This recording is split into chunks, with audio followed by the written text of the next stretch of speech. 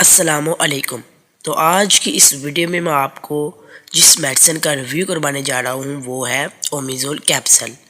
यानी इस वीडियो में मैं आपको ओमेज़ोल कैप्सूल की फुल इन्फॉर्मेशन बताऊँगा, जिसमें इसकी इंट्रोडक्शंस होंगी, इसके यूजेज होंगे, डोजेज होंगे, साइड इफ़ेक्ट होंगे और साथ ही साथ इसकी प्रिकॉशंस भी होंगी। तो सबसे पहले मैं आपको ओमेज़ोल कैप्सूल की जो कि इंट्रोडक्शंस हैं वो करवाता हूँ कि ओमेज़ोल कैप्सूल का यानी तारफ़ करवाता हूँ कि ओमेज़ोल कैप्सूल का जो जेनेरिक नेम है, जिसे आप फार्मूला भी कहते हैं, वो है ओमेप्राज़ोल। ओमेप्राज़ोल किस लिए हम इस्तेमाल में लाते हैं? जब हमें एब्डोमिनल पेन हो तब भी हम इसे यूज़ करते हैं, स्टोमच पेन हो तब भी हम इसे यूज़ करते हैं। अब हम जो कि बात करते हैं इसके यूजेज की कि एब्डोमिनल पेन हो तब भी हम इसे यूज़ करते हैं, यानी पेट और आंतों के अल्सर के लिए भी हम इसे इस्तेमाल में लाते हैं। मैदे की तदाबियत हो तब भी हम ओमेज़ोल कैप्सूल को ही इस्तेमाल में लाते हैं। पेट दर्द हो यानी पेट में किसी भी किस्म की तकलीफ़ हो तब भी हम इसी कैप्सूल यानी कि ओमेज़ोल कैप्सूल को इस्तेमाल करते हैं। और साथ ही साथ बदहज़मी हो तब भी हम इसी कैप्सूल को इस्तेमाल करते हैं। तो अब बात करते हैं इसके डोजेज की।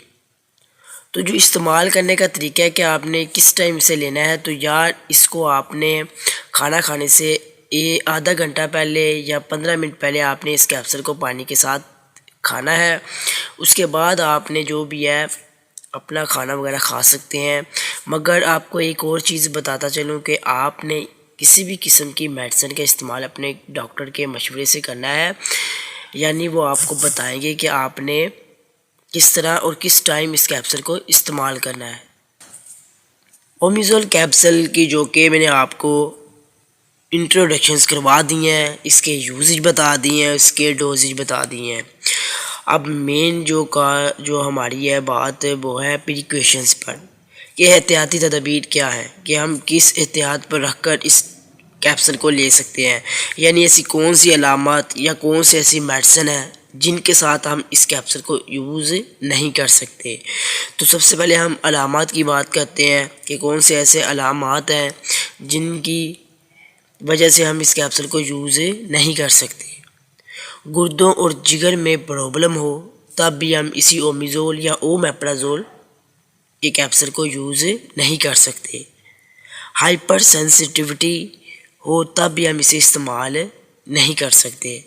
तो अब जो कि मेडिसिन है, यानी जो ऐसी मेडिसिन जिनके साथ हम इस कैप्सूल या इस मेडिसिन को यूज़ नहीं कर सकते, यानी आपको अगर आप किसी दूसरी मेडिसिन को यूज़ कर रहे हैं और इसके साथ अगर आप ये कैप्सूल यूज़ करते हैं तो आपको एक ऐसा रिएक्शन होता है जो आपकी उस अलामत को सॉल्व करने की बजाय बिगाड़ पैदा कर देता है, यानी कि साइड इफ़ेक्ट पैदा कर देता है। तो उस मेडिसिन के मैं आपको नाम बता देता हूँ। नंबर 1 पे अमोक्सिलिन है, डायज़ेपाम है, और इट्रोकोनाज़ोल है, और कीटोकोनाज़ोल है, और साथ ही साथ कैलिथ्रोमाइसिन है। ठीक है, इन मेडिसिन के साथ आप इस कैप्सूल को यूज़ नहीं कर सकते। और भी मेडिसिन है मगर मैंने आपको चंद मेडिसिन बताई हैं, मगर फिर भी आपने इस कैप्सूल का इस्तेमाल अपने करीबी डॉक्टर की हिदायत के मुताबिक ही करना है। ठीक है, और उसके बाद आपको बात जो कि लास्ट है साइड इफ़ेक्ट की, कि ऐसे कौन से ऐसे रिएक्शंस हैं जिनके साथ अब टेम्परेरी रिएक्शंस हो सकता है। तो बात करते चले हैं कि ऐसी कौन सी, ठीक है, अगर हम ओवरडोजेज करते हैं यानी कि ज़्यादा तादाद में इस कैप्सूल को इस्तेमाल करते हैं कि हम 3 या 4 दिन लगातार इस कैप्सूल को यूज़ करते जाएं तो हमें ये रिएक्शंस होते हैं। तो नंबर 1 पे बात करते हैं हेडेक हो, यानी सर दर्द हो सकता है। उसके बाद मतली आ सकती है, बेचैनी महसूस हो सकती है। उसके बाद विटामिन B12 की कमी हो सकती है, कब्ज़ हो सकती है, गैस, दर्द, ठीक है, किसी भी किस्म की दर्द महसूस हो सकती है। और उसके बाद स्किन में स्वेलिंग हो सकती है, यानी जल्द में सूजन हो सकती है। ऐसी बहुत सी ऐसी अलामत है जो कि अगर आप ओवरडोजेज करते हैं यानी कि ज़्यादा तादाद में इस कैप्सूल का इस्तेमाल करते हैं तो आपको ये टेम्परेरी रिएक्शंस होते हैं।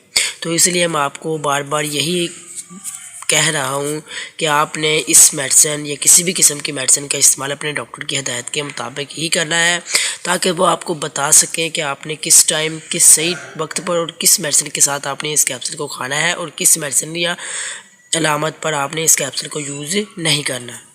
तो व्यूअर्स, आज की जो इस वीडियो में मैंने आपको ओमेज़ोल कैप्सूल की जो कि फुल इन्फॉर्मेशन बता दी है, जिसमें आपको मैंने इसकी इंट्रोडक्शंस करवाई है, इसके यूजेज बताए हैं, डोजेज, साइड इफ़ेक्ट और साथ ही साथ इसकी प्रिकॉशंस भी बताई हैं। तो काफ़ी अरसे से वीडियो नहीं थी बन रही, बहुत से ज़रूरी काम पड़ गए थे, इस वजह से मैं वीडियो नहीं बना सका। जो आइंदा मैं आपको वीडियो बनाता रहूँगा। और आपने भी अगर अपनी किसी भी मेडिसिन पर अगर आपने फुल इन्फॉर्मेशन चाहते हैं तो कमेंट्स में आप उस मेडिसिन का नाम टाइप करके कमेंट्स कर दें, तो मैं आपको उस मेडिसिन की जो कि फुल इन्फॉर्मेशन है वो मैं आपको जल्द उसकी वीडियो भी बनाकर अपलोड करता जाऊंगा। तो व्यूअर्स, अगर आपको ये वीडियो अच्छी लगे तो वीडियो को लाइक करें, कमेंट्स में ज़रूर बताएं ये वीडियो कैसी लगी आपको, और चैनल को सब्सक्राइब करें और बेल आइकन को लाजमी प्रेस करें ताकि आपको इसकी न्यू वीडियो बखूबी आसानी से मिल सके। तो व्यूअर्स, मिलेंगे नेक्स्ट वीडियो में न्यू मेडिसिन न्यू फार्मूले के साथ। तब तक के लिए मुझे इजाज़त दें। अल्लाह हाफिज़।